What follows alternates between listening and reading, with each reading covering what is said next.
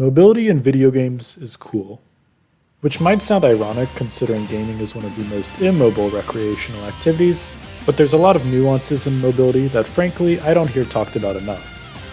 Beyond just being cool, mobility in video games lets you interact with the world and combat systems in ways that heighten the experience and raise the skill ceiling of the gameplay. And when I say mobility, I don't just mean how fast you can run. I'm talking about the crazy shit like dashes, double jumps, wall climbs. And even crazier shit like rocket jumping, surfing, and bunny hopping. Games like Celeste, Super Mario Odyssey, It Takes Two, and the Ori franchise seemingly blend mobility into gameplay by making it easy to learn but hard to master. But let's just pause and talk about a small indie game for a second, called Minecraft. In this game, you can walk forward and jump. Despite being literally the #1 most popular video game in the world, Minecraft mobility options are incredibly simplistic, and while this might not necessarily detract from the game itself, it does leave a lot to be desired for those interested in faster gameplay. And that's where we get into Minecraft servers, which utilize plugins and commands to allow for greater mobility options and a more engaging experience. Now there's a specific server that I've been known to talk about from time to time, and actually the topic of today's video. I think it's called Windraft. With the release of 2.0, mobility in Minecraft went from a neat mechanic to traverse the world to an actual staple of the gameplay. You have passive abilities like walk speed and jump height, but I'm far more interested in the active abilities typically available through the spell system. Let's start with Warrior. Warrior has a charge ability which launches you from one point to another. Seems pretty simple, right? Wrong. Firstly, looking down or up and casting charge will actually keep your horizontal movement locked while continuing to raise you vertically.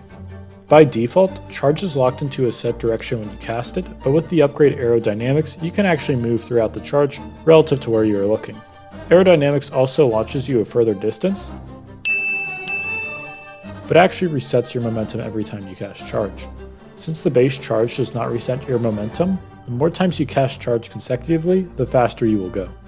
With enough base charge spamming, you'll end up traveling faster than herpes on a college campus.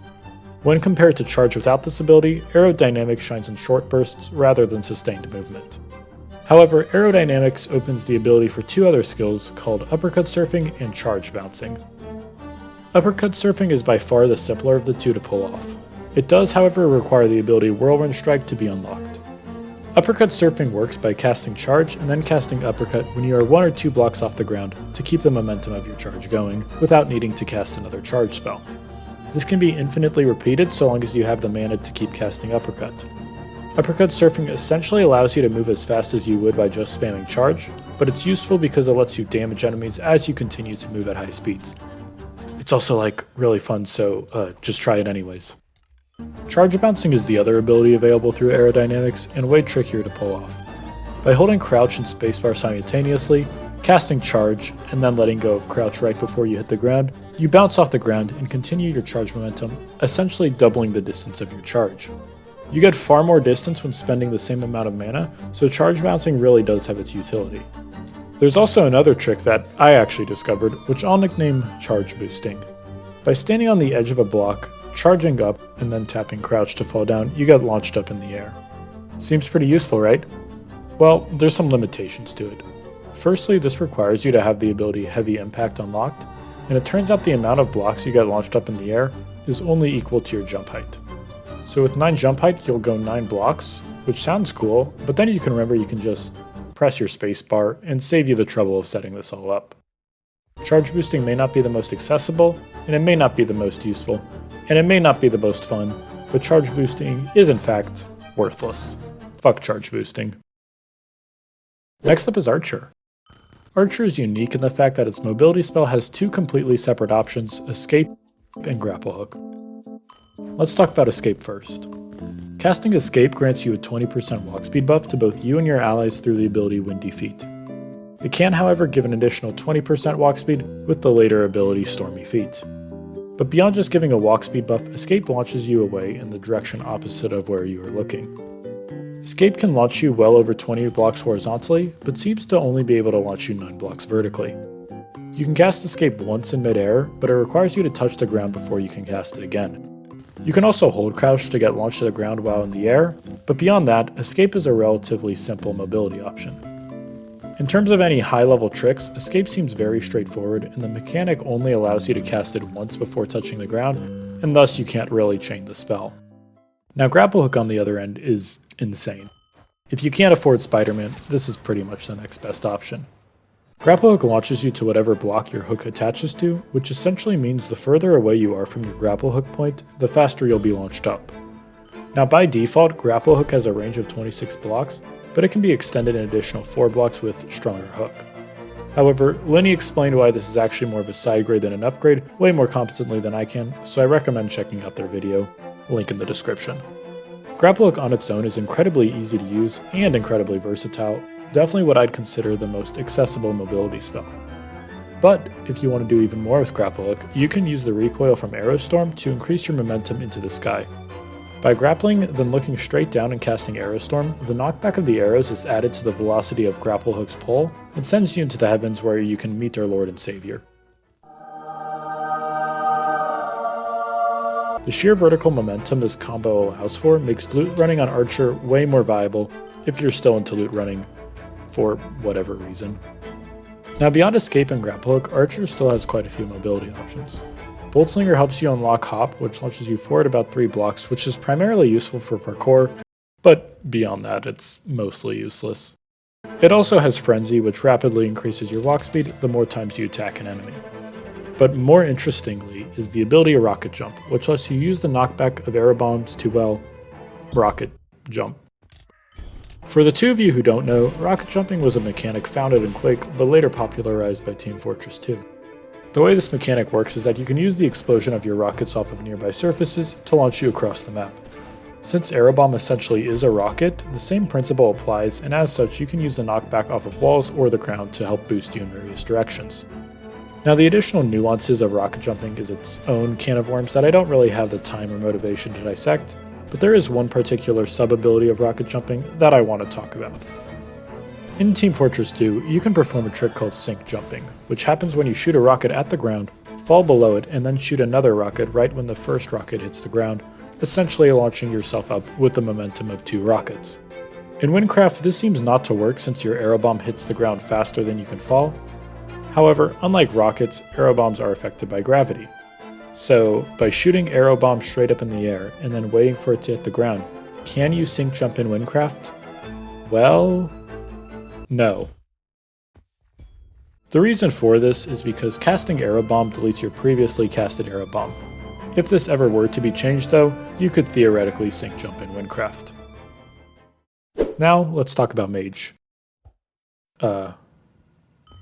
As Mage, you can teleport. Alright, I guess now we're on to Assassin. I mean, there's not a lot of depth to the teleport spell, so there's not a lot I can talk about for Mage, but I'll share all the mobility tricks I know. Basically, teleport works by teleporting you. Teleport by default will move you 16 blocks, but with the upgrade blink, you get teleported twice in a row, 12 blocks each time for a total of 24 blocks. Holding crouch while teleporting does abruptly stop your momentum, without moving you a few blocks after, like it normally does. You can teleport in any direction so long as there's no blocks obstructing your view. Riftwalker also has time dilation, which builds up your walk speed to 300% over the course of 30 seconds, as long as you continuously sprint. The only real trick I found with Mage mobility is that on Arcanist you can use the ability of Chaos Explosion and its upgrade memory whatever to activate 5 teleports in rapid succession once you build up your mana bank. Chaos Explosion casts spells at a faster rate than you can manually, so it does have utility, albeit more so for combat than mobility. But considering this trick requires you to get your mana bank to at least 100, teleport 5 times in a row, and then use Arcane Transfer, this trick is about as useless as my YouTube channel. Now on to Assassin for real. Assassin's mobility is most heavily tied into the combat of all the classes, which, while fun, means there's also a lot to learn. Let's start with Dash, Assassin's mobility spell. Dash works similarly to Warrior's base charge in that it launches you from point A to point B. The main difference between the abilities though is that charge launches you further horizontally, but Dash can launch you vertically without needing to spam it. Dash can also be converted to Vanish, which mobility-wise functions the exact same, but so long as you have the upgrade Shadow Travel, it will actually give you an additional 100% walk speed for 5 seconds. You can cast Dash mid-air, but similar to Escape, it requires you to touch the ground before you can cast it again. But now I want to focus on Acrobat, which is by far the most varied archetype when it comes to mobility.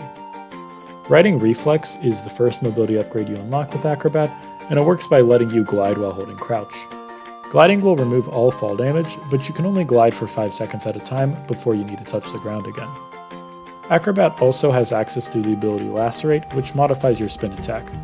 Now this might sound like a combat utility, but it's actually more of a mobility utility, as casting it will launch you forward before then launching you up exactly 4 blocks. Lacerate alone isn't super useful because Dash exists, but when comboing it with Dash, you get a lot of momentum and helps you fly later on, which I'll show off in a bit. Like Archer, Assassin also has access to the Hop ability, which functions the exact same way, but since Assassin can remain airborne more consistently, Hop is far more useful here. The last upgrade worth discussing is Wall Jump, which lets you bounce off walls after hopping into them. The momentum of this ability is pretty fast, but also pretty finicky. If you're in between 2 close objects though, it works pretty well. Now that all the abilities are laid out, let's talk about how to use them all together to fly. Here's the very simple list of steps necessary to fly. First, you hop into a wall. Then, use the knockback of Wall Jump to launch yourself up. Now look directly upwards and cast Dash. Next, hold crouch to activate Riding Reflex. Then, cast Lacerate so the momentum keeps you launched up. Start spamming Hop to additionally help with mobility. Next, cycle Dash to keep the mana cost of Lacerate low. Then, pray the server does not lag. And lastly, get some bitches. So yeah, flying as Acrobat is a little bit tricky from both the memorization and mechanical perspective. Now you totally can just try to spam Hop and spin attack, but doing it mindlessly will result in you flying more like a Boeing 747-400 ERF wide-body airliner, and less like a Boeing 777-300 extended range powered with the GE90-115B turbofan, if you catch my meaning. Nirvana is arguably the best dagger for Acrobat flying since its major ID significantly lowers spell cost and helps with the spell spam necessary to keep you airborne. Acrobat opens the door to near infinite skill ceiling and mobility and is definitely worth trying out. Last is Shaman. Shaman is unique in the fact that it's the best class, #Shaman Sweep, and also that its mobility spell, Haul, is not dependent on where you're looking, but rather the location of your totem. Haul launches you towards your totem and works even when your totem is still mid-air. This mechanic is actually the reason totem flying exists. By casting totem then quickly casting Haul, you get launched to your totem in mid-air and then can repeat the same spell combo to continue flying so long as you have enough mana sustain. Even with good execution though, this combo doesn't always get you up super high, which is where the ability Blood Connection comes to play. Blood Connection is pretty much a direct upgrade to Haul and works by teleporting you to your totem when you are outside of its range. When you teleport to your totem with Blood Connection, you get launched up 2 blocks. So using this upgrade when totem flying makes it way more feasible to get vertical height. The only other Shaman ability that really adds any sense of mobility is Ritualist's Frog Dance. This ability is very finicky and about as consistent as the affection you get from your parents. The way this works is when you have Mask of the Coward equipped and cast Haul, you start bouncing every time you touch the ground. You bounce a total of 3 times, with the last bounce being the largest and launching you about 10 blocks in the air. But you can actually cancel these bounces by holding crouch. It is also worth mentioning that Silent Ballet is a weapon available for Shaman, which significantly lowers spell costs and can help when moving around the map. Shaman's mobility options are some of the simpler ones in the game, but the natural synergy between Totem and Haul allows for very fluid movement. So, that's all the mobility tricks and tips I wanted to share. There's likely plenty of nuances to the mobility and wind that I left out of this video simply because I don't know about it. So, hey, don't be afraid to get out there, spam your right mouse button until you get carpal tunnel syndrome, and go look for the coolest way to move